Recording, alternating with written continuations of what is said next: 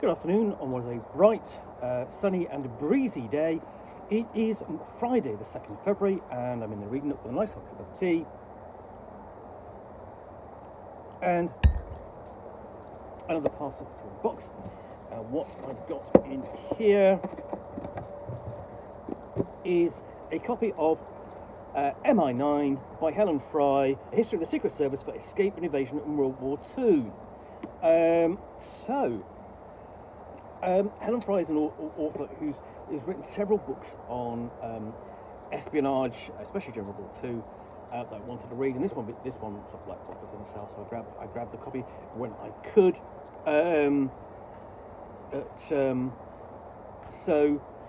Let me see. A thrilling, groundbreaking history of MI9, the organisation that engineered the escape of Allied forces from behind enemy lines in World War II.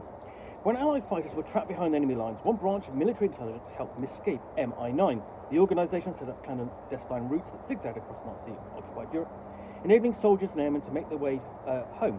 Secret agents and resistance fighters risked their lives and those of their families to hide the men. Helen Fry tells the extraordinary story.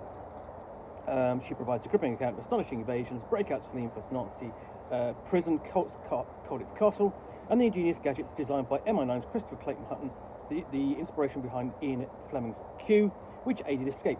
Drawing on newly classified files and eyewitness testimonies, Fry provides a significant reassessment of MI9 within the Western theatre of operations. Central to success were figures such as Andre de Jong, Little Cyclone, Airy Neve, Jimmy Langley, Elsie Marshall, and Mary Linden, one of only a few women parachuted into enemy territory on MI9's behalf. Fry also reveals the first time Kim Philby's connection to the organisation's most secret branch, Room 900. In this dramatic new account, the first history of MI9 to appear in over 40 years, Fry reveals how the organisation not only saved thousands of lives, but also engaged in counter-espionage and intelligence work which places it on par with the more famous MI5, MI6 and Bletchley Park.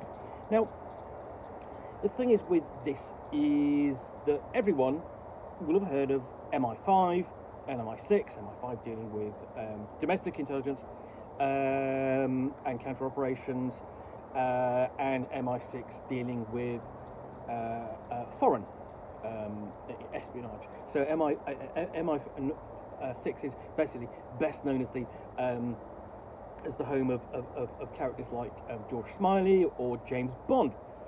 And MI5 essentially is not so well known. It's not actually portrayed so much well in fiction. Perhaps in the television series Spooks, but there are you're thinking, well, if there's MI6 and MI5, what happened to MI4, 1, 2, 3, and 4, and MI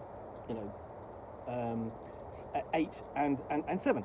And there are more, because this is not the only MI intelligence branch that operated during the 20th century, or indeed during World War II. MI9 is one of those branches, and it's specialised in providing escape equipment. So we would do things like put magnets in buttons, or shoelaces would actually contain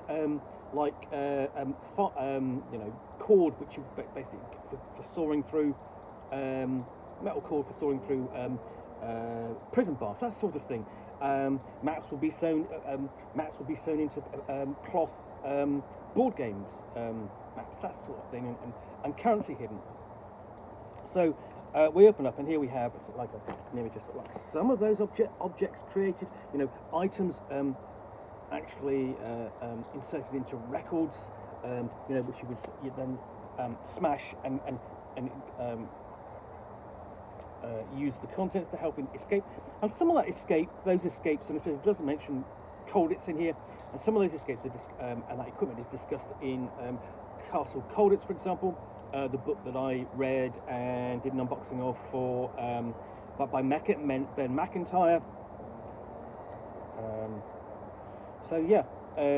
We have contents page and a warning from the past by Churchill. List of illustrations, author's note, acknowledgements, and abbreviations, because obviously this is talking about intelligence and military matters, and there's going to be a lot of abbreviations, so get used to that. And then we delve into the prologue, and then the creation of MI9, and so on.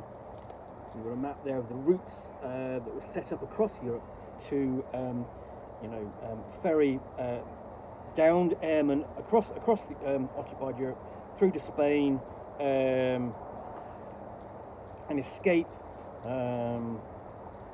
Discusses Europe under occupation, and looks at the particular routes that were set up, as well. So, Pat line, the Comet line. So it's looking at the people who were involved in those routes. Sea evacuations, because ultimately you would need to get to the coast, whether the coast of France, and basically go back to Britain via, say, a fisherman or something like that, or down through to Spain to Gibraltar, or even into Portugal.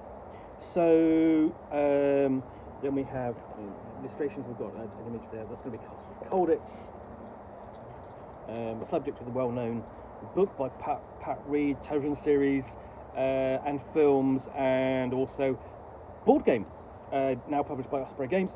There we have an actual picture of Christopher Hutton and some of the equipment he developed, essentially some of the hiding places he developed. So we actually got a Monopoly board game there, used for escapes, and in general sort of like grooming products, shaving brushes, and then sort of pipes. And we have the figures involved in the MI9, and some of the families, because this wasn't just, the whole escape network wasn't just run from London as such. It had to involve locals who could help hide and ferry the airmen across Europe, in the process imperiling their own lives. And I mean, there's a television show from BBC called The Secret Army, which deals with that. And the Germans would frantically search for with these groups, basically, and they would be condemned to death because it was collaboration. Now we have an image of Kim Philby, later known as one of the most famous communist spies and basically double agents and ultimately defector. We move on to looking at Italy as well, because you don't necessarily think of the route across Italy as a means of escape, but of course airmen would have been lost in the campaign over Italy, in the routes that were flying from North Africa to Italy.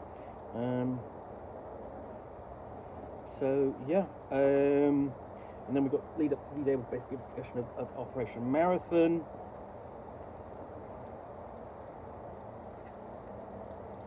And also, so it's basically concentrating on Western Europe, but this does, towards the end, move on essentially to the Far East and other theatres of war. And we have extensive notes, so you're going to be flipping back and forth just to expand upon the information given. Some of these are just references, some of there's a bit more information here. And then we have bibliography, index, so on, and author's blurb inside that cover. So if you're running sort of like, it's basically running a game, or it's basically set during World War II in Europe, during sort of like during its occupation by the Nazis, then this is an interesting source book to, source of material and ideas and so on. But other than that, it's going to be an interesting read, which I'm looking forward to. So I hope you've enjoyed this unboxing in the Nook. If you have, then please do click on the like button down below. And of course, if you've got any comments or feedback, appreciate you taking the time to post those. And lastly, if you want to be alerted to get more unboxings in the Nook, where you'll see me out here with a box containing a book or game, or in this case, a history book about essentially the British escape agency, which I will talk about to the best extent of my knowledge for roughly 10 minutes or so, all of course accompanied by a nice hot cup of tea.